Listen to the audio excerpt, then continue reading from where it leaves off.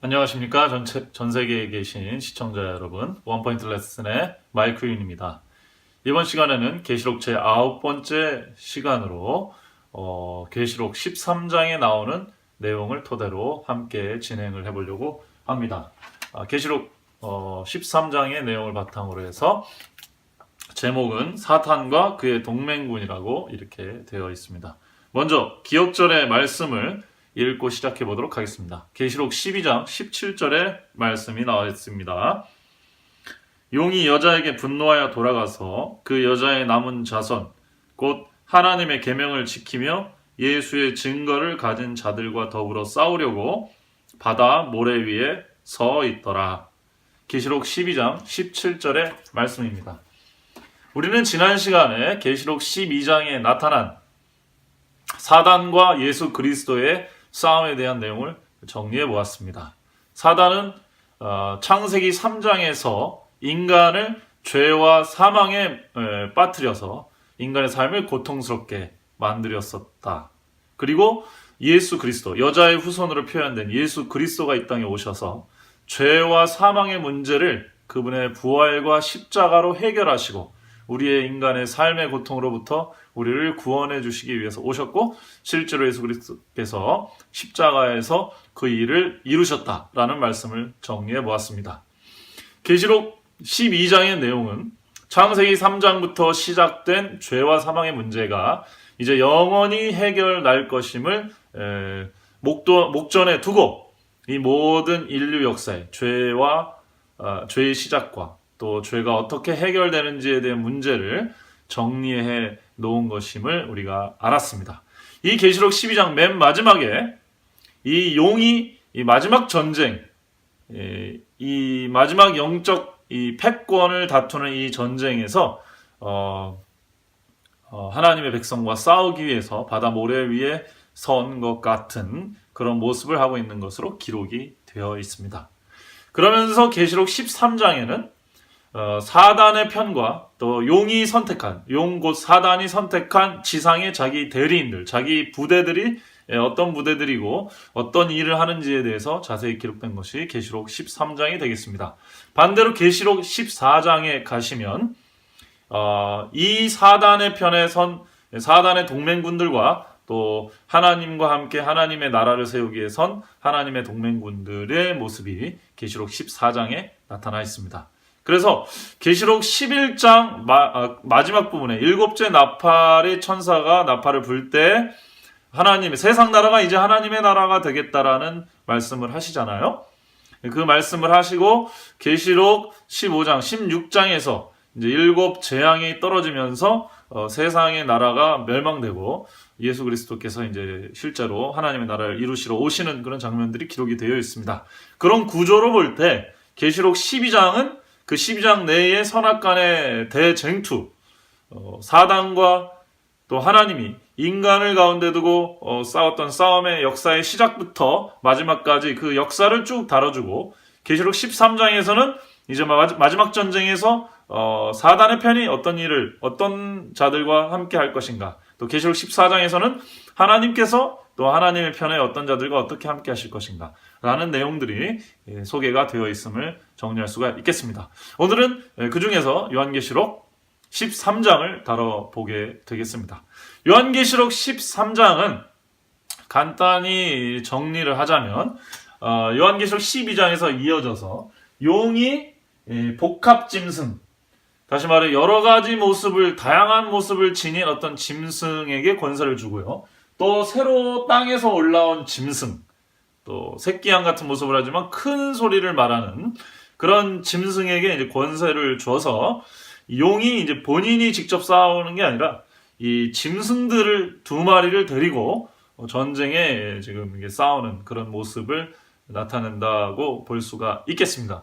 우리 일곱 나팔에서 봤지만 하나님 편에서는 이제 네 마리 말이 준비되어 있고 이제 뭐 다른 부대들, 특수 부대들이 이제 막 나가는 것 같은 모습인데 용은 이제 사단은 엄청나게 무섭게 생긴 두 짐승을 가지고 또 이렇게 공격을 한다. 그런 모습으로 볼 수가 있고 이 둘은 복합 짐승과 새로운 짐승은 우상을 만들어서 하나님의 백성들을 이제 우상 숭배하게 하거나 또 전 세계 사람들을 무서워 떨게 만드는 그런 방법으로 일을 한다라고 요한계시록 13장을 정리할 수가 있겠습니다. 이 요한계시록 13장의 특징은 요한계시록에서 가장 다니엘서의 내용을 많이 인용하거나 혹은 그 다니엘서의 모티프를 많이 따온 것으로 볼 수 있는 장이 바로 요한계시록 13장이 될 수가 있겠습니다. 요한계시록 13장은 여러 다니엘서 내용 중에서도 특별히 다니엘서 7장의 내용을 아주 많이 따오고 있는 것을 확인할 수가 있는데요. 다니엘 7장에 보면 요한계시록 13장에 나오는 이 복합짐승이 그 기원이 어디인가를 알 수가 있게 됩니다. 왜냐하면 이 요한계시록 13장에 나오는 복합짐승의 모습이 사자도 조금 있고요. 표범도 조금 있고 그 다음에 곰의 모습도 있고 그 다음에 요한계시록 13장에 보면 열뿔을 가졌다고 나오고 아주 무서운 모습을 가진 것으로 나타납니다. 이 모습의 형상들은 다니엘 7장에 나오는 사자 다음에 곰이 나오고 곰 다음에 표범이 나오고 표범 다음에 열뿔 가진 무섭고 강력한 힘을 가진 짐승이 나오는 것을 다 한 짐승으로 모은 것을 알 수가 있겠습니다. 다시 말하면 다니엘서에서는 시대별로 혹은 순차적으로 바다에서 큰 무서운 짐승들이 한 마리씩 나왔다 들어왔다 나왔다 들어왔다 하는 모습이었다고 한다면 마지막에는 이 복합짐승, 이 짐승들이 합체된 모습으로 그림에 합체된 모습으로 우리가 상상해 볼 수 있는 그런 모습을 띠고 있고 사도 요한이 요한계시록을 이렇게 쓰면서 이 짐승들을 아마 보고 그것을 이제 글로 쓸 때 사도 요한은 분명히 다니엘서 7장에 나온 이 짐승들을 상상하고 이제 기억해낼 수 있을 법했던 그런 모습을 띠고 있는 것입니다. 자, 요한계시록 13장 용이 복합짐승에게 권세를 주고 또 새로운 짐승하고 함께 하나님의 백성들을 공격하거나 하나님의 나라를 방해하는 그런 작업을 한다. 이렇게 정리를 해볼 수가 있겠습니다. 그러면 이 복합짐승의 정체는 무엇일까? 용은 저희가 사단이라는 것을 알고 있죠. 그러면 이 복합짐승의 정체는 무엇일까? 다니엘 7장에 그 실마리가 있는 것입니다. 다니엘 7장은 선악의 구조로 대쟁투의 구조로 다니엘 7장도 나눠져 있습니다. 그 중에 악의 파트를 맡고 있겠죠, 이 짐승들은. 그래서 사자, 다음에 곰, 다음에 표범, 다음에 열뿔 가진 짐승이 쭉 나오고, 하지만 마지막에는 옛적부터 항상 계신 자에게 인자 같은 이가 가서 권세와 영광을 받아가지고 하나님의 나라를 이루고 이 짐승들에게는 심판을 내리는 형국으로 다니엘서 7장이 기록이 되어 있습니다. 자, 그렇게 본다면 다니엘 7장의 사자와 곰은 다니엘 시대에 있었던 나라들을 상징하는 것으로 기록이 나옵니다. 그래서 이 무섭고 맹렬한 맹수 같은 짐승들은 하나님의 나라 또 하나님의 백성들을 괴롭혔던 그 당시 고대 근동의 강력한 어떤 제국들 이런 것을 상징한다고 우리는 상식적으로 이해할 수가 있겠죠. 그 나라가 하나하나 무엇인지 정확하게 저희가 언급드리지 않더라도 다니엘 시대의 바벨론, 그 다음에 페르시아, 헬라, 로마 이런 식으로 우리가 알고 있지만 이런 식으로 아주 강력한 나라들이 하나님을 믿는 백성이나 하나님을 믿는 신앙을 반대하는 역할을 했었다. 그렇게 하나님의 나라와 하나님을 믿는 종교를 박해했던 어떤 제국들의 힘, 이런 것을 우리가 짐승으로 좀 표현하고 있는 것이 아닌가라고 정리를 해볼 수가 있겠습니다. 그러나 이 짐승들이 무섭고 강력하긴 하지만 어느 정도 시간이 되면은 옛적부터 항상 계신 자, 곧 하나님이시죠. 아버지 하나님께서 인자 같으니, 인자는 성경에서 예수 그리스도를 상징합니다. 이 예수 그리스도에게 권세와 나라를 준다고 기록이 되어 있죠. 그래서 예수 그리스도에게 권세와 나라가 주어지게 되면 이 예수 그리스도가 하나님의 나라를 이 땅에 내려와서 세우게 되겠죠. 그러면 사자, 곰, 표범, 열풍을 가진 이런 무서운 짐승들은 이 땅에서 잠시 세력을 누렸지만은 다 지나가 버리는 그런 제국들, 이 땅의 나라들이 되겠습니다.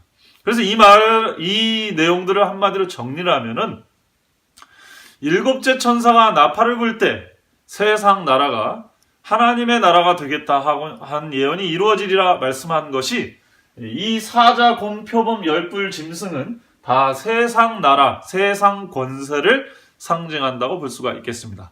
그리고 옛적부터 항상 계신 자와 인자 같은 이가 함께 무엇을 세우냐? 하나님의 나라를 이제 이 땅에 세우신다. 이렇게 정리를 해볼 수도 있게 되겠습니다. 그러면 요한계시록 13장도 분명해지겠죠. 사단은 자신이 복합짐승, 이 세상의 나라 혹은 정치 권력 세력에게 자신의 힘을 주고 그들을 통해서 이 땅에 하나님의 나라를 이루고 있는 하나님의 백성들을 박해했다는 사실입니다. 그리고 마지막 때도 그렇게 할 것이라는 예측을 저희가 해볼 수가 있을 것입니다. 그리고 이 복합 짐승은 또 전혀 새로운 형태의 어떤 다른 짐승, 다른 나라가 될 수도 있고요. 다른 권력체가 될 수 있고 조직체가 될 수도 있겠죠. 이 짐승을 불러 올려서 이 두 짐승이 이 세상에서 세력을 잡아가지고 혹은 연맹을 해서 하나님의 백성들을 공격하거나 또 박해하거나 그럴 일이 있을 것이다 라고 생각을 해볼 수가 있겠습니다. 자, 일단은 해석학의 기본 원리. 당시 사도 바울과 예수 그리스도의 제자들이 이 글을 읽고 무슨 생각을 했을까라는 것을 생각을 해봅시다. 예수 그리스도의 나라가 곧 이룰 거라고 생각했지만 곧 이루어지지 않고 박해의 기간이 오래 지속되었습니다. 정말 짐승같이 거대한 몬스터처럼 괴물처럼 이 로마가 하나님의 백성들을 짓밟았습니다. 그래서 이 하나님의 백성들은 언제 하나님의 나라가 이 땅에 도래할 것인지에 대해서 너무너무 간절한 소망들을 품고 있었을 것입니다. 그들의 소망은 자연스럽게 메시아의 도래와 하나님의 나라에 대한 소망으로 기울어졌을 텐데 아마 다니엘서에 대한 연구들을 굉장히 많이 했겠죠. 특별히 다니엘 7장에 대한 예언들을 보면서 이 땅에는 무서운 짐승들이 우글우글대고 그래서 하나님의 백성들이 고통받고 있었지만 하늘에서는 어떤 작업이 이루어져요? 하나님의 나라를 이루기 위해서 예수 그리스도가 자기의 피를 가지고 하나님께 올라가서 고통받는 백성들을 위해서 그리고 이 사단의 노예가 된 모든 인류를 해방하기 위해서 하나님께 모든 권력을 이양받는 그런 작업을 하나님 나라에서 예수 그리스도께서 하고 계시다는 것. 아마 초대교회의 그리스도인들은 이러한 생각으로 그들의 마음에 큰 위로와 소망을 받지 않았겠습니까? 로마의 박해는 엄청난 것이었습니다. 그 전에 바벨론 때 이스라엘 백성들이 받은 박해나 페르시아 시대에 유대인들이 받은 박해와 비교할 수 없을 정도로 로마 시대의 하나님 백성들에 대한 박해는 엄청난 것이었습니다. 그들의 모든 소망은 빨리 이 세상 권력이 무너지고 하나님의 나라가 오기를 바랬던 것이었을 것입니다. 이 역사가 중세에도 한번 반복이 되었었죠.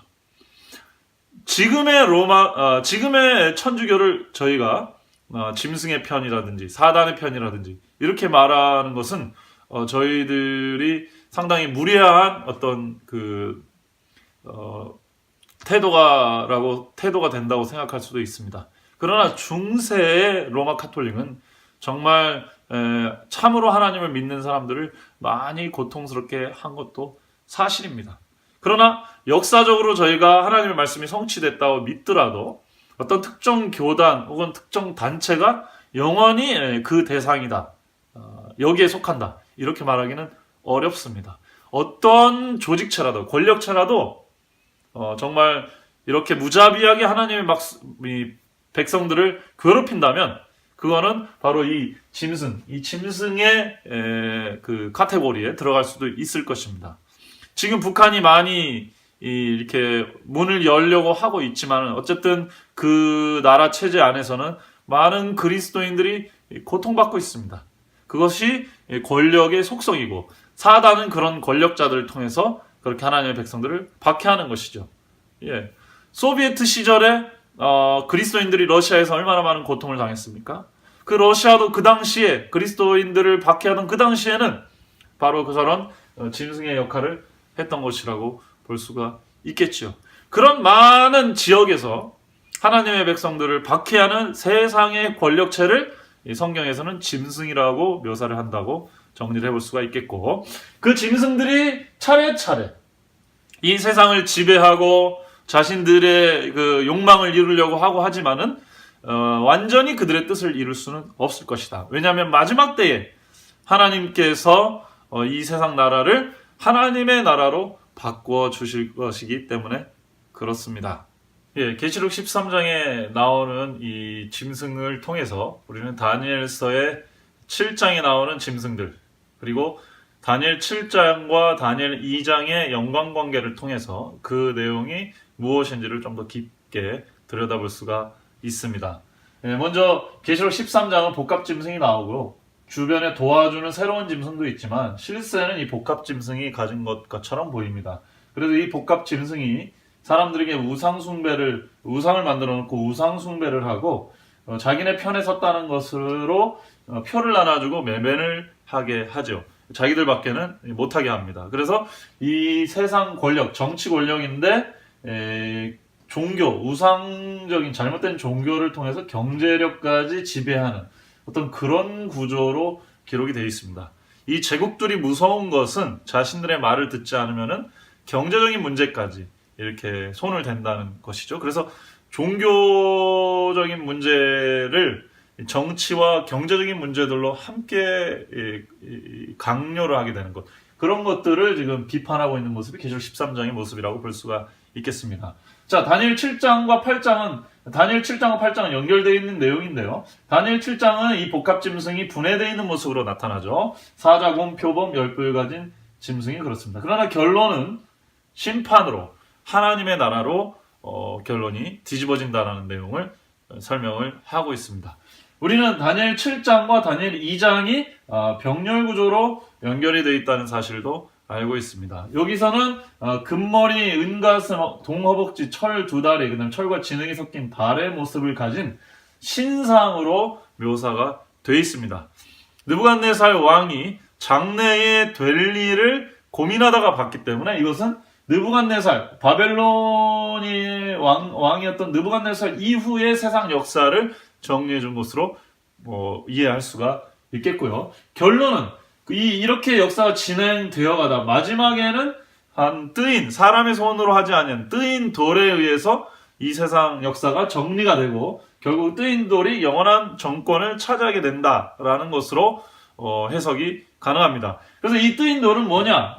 하나님의 나라로 표현이 될 수가 있겠죠. 그래서 이 꿈 때문에 느부갓네살은 하나님의 나라의 도래를 인지를 했지만 다시 세상 욕심이 나타나서 금신상을 만들어 놓고 온 몸을 자신의 나라가 세상 역사에 끝날까지 계속 갈 거라고 생각하게 하고 여기에 모든 그 사람들이 종교를 불문하고 이 자기의 이상과 자기의 나라에 경배하게 했습니다. 이것이 계시록 13장의 내용하고 완전히 똑같은 내용이죠.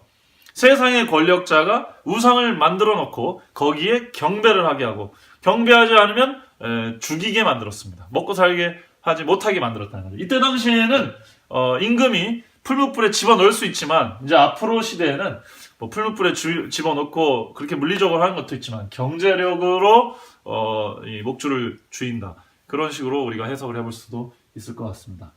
자, 이 심판, 계시록 다니엘 7, 8장에 나오는 심판, 다니엘 2장에 나오는 뜨인 돌, 그리고 다니엘 3장에는 이 금심상을 경배하다가 풀무불에 들어간 사람들을 하나님께서 예수 그리스도께서 오셔서 그 풀무불에서 건져주는 내용이 나오죠. 거기 보면 느부갓네살이 신들의 아들과 같은 존재가 와서 구해줬다 그런 얘기를 합니다. 신들의 아들은 누구죠?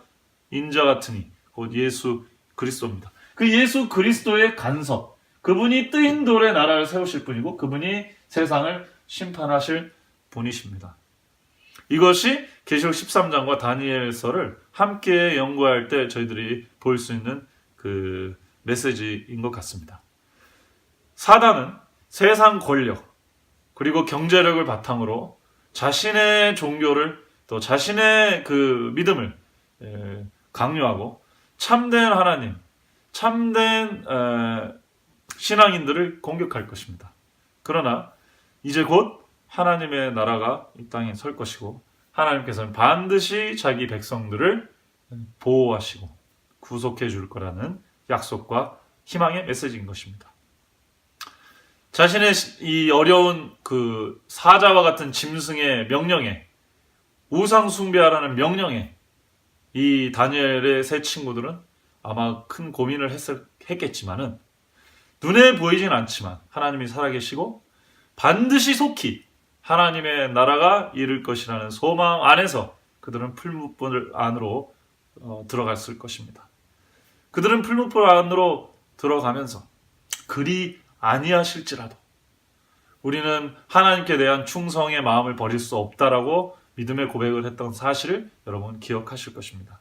그리고 하나님의 아들이 나와서 임재해서 그들을 구해 주셨고 이 절체절명의 위기의 순간에 이 짐승과 하나님의 백성들의 싸움에서 예수 그리스도의 임재하심으로 하나님의 나라가 살아있고 실존하고 이 세상 나라보다 더 강력한 것임을 증거하여 보여주었습니다. 계시록 13장만 보면 좀 무서운 생각이 드시겠지만 하나님의 능력이 강력하게 드러날 무대가 준비되고 있다라는 사실 반드시 기억하면 좋겠습니다. 감사합니다.